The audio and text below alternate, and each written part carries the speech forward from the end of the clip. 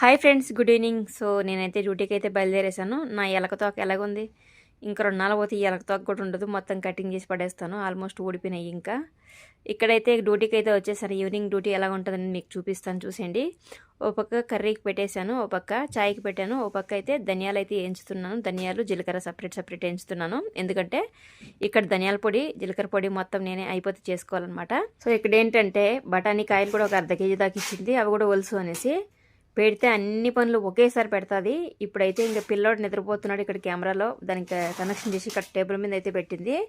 So దాంట్లో చూసుకొని వంట చెయ్యి, నేనైతే బయటికి కిందికి వెళ్ళి వస్తాను చెప్పిపోయింది. సో ఇక్కడ ఏంటంటే ఇంక నేను ధనియాలు జీలకర్ర మొత్తం వేయించేసి టేబుల్ మీద అయితే పెట్టాను. ఎందుకంటే వేడివేడిగా ఉన్నాడు, మిక్సీకి వేయడం కుదరదు కాబట్టి. సో వేయించి అక్కడ పెట్టాను, ఫ్యాన్ కింద చల్లారుతున్నాయి. ఇంకా అవి చల్లారే లోపల కూర కూడా మనకి సిమ్లో ఉడికించడం, మనకి హై ఫ్లేమ్లో పెట్టి ఉడికించకూడదు. ఇంకా కుక్కర్లో కూర కూడా పెట్టేసాను, అది కూడా ఉడుకుతుంది.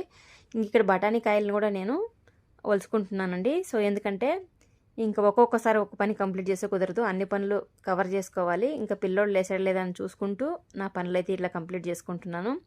ఒక్కొక్కసారి అన్ని పనులు ఇలా ఒకేసారి పెడుతుంది. నేను 5కి వచ్చానండి, 7 అయిపోయింది ఈరోజు ఈ పనులన్నీ అయిపోయే లోపల. సో మార్నింగ్ 3 అవర్స్ 4 అవర్స్ చేస్తాను, మళ్ళీ ఈవినింగ్ 2 అవర్స్, మ్యాక్సిమం 5-6 గంటలు చేపిస్తారు. ఇది వచ్చేసి సొరకాయ సబ్జీ అండి, సొరకాయ సబ్జీ. ఇందులో శనగబ్యాళ్ళు సొరకాయ సబ్జీ అయితే చేశాను. ఇవన్నీ వేసి వాళ్ళ స్టైల్లో అయితే చేయాలండి, వాళ్ళ స్టైల్లో ఇట్లాగే చేస్తారు. వాళ్ళు ఏంటంటే దీన్ని చపాతీలకి మాత్రమే తింటారు. చపాతీలకి నైట్ ఖచ్చితంగా చపాతీ తింటారు. సో అందుకోసం చపాతీలకి అది ఎప్పుడు ఆ సబ్జీ అయితే అలాగే చేయాలి, సొరకాయ సబ్జీ. సో ఇక్కడ ఏంటంటే ఇంకా అవి ఒలిసే లోపల నాకు ధనియాలు కూడా చల్లగా అయిపోయినాయి. సరళని మిక్సీ అయితే పడుతున్నాను. సో మిక్సీ పట్టేసి అవన్నీ డబ్బాలకి వేసి క్లీన్ చేసేసి అయితే పోవాలి నేను.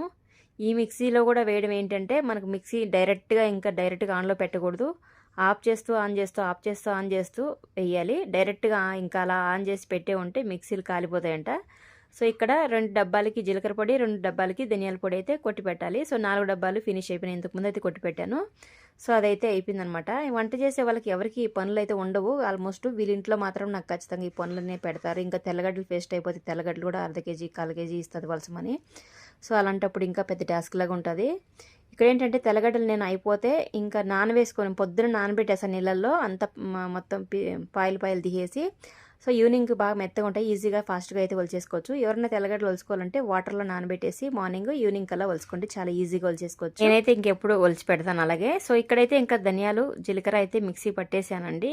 చూసారు కదా, అంతలోకి చిక్కుగడ్డలు వేసాడు బాబు, మా మేడం కొడుకు. ఇంకా ముసలాం అయితే పూజలో ఉంది, పూజలో మధ్యలో లేదు. ఇంకా వాళ్ళు వేసాడు, పరిగెట్టుకొచ్చి తీసుకొచ్చాను, సంకలో పెట్టుకుని మరీ ఈ పని చేసుకుంటున్నాను నేను.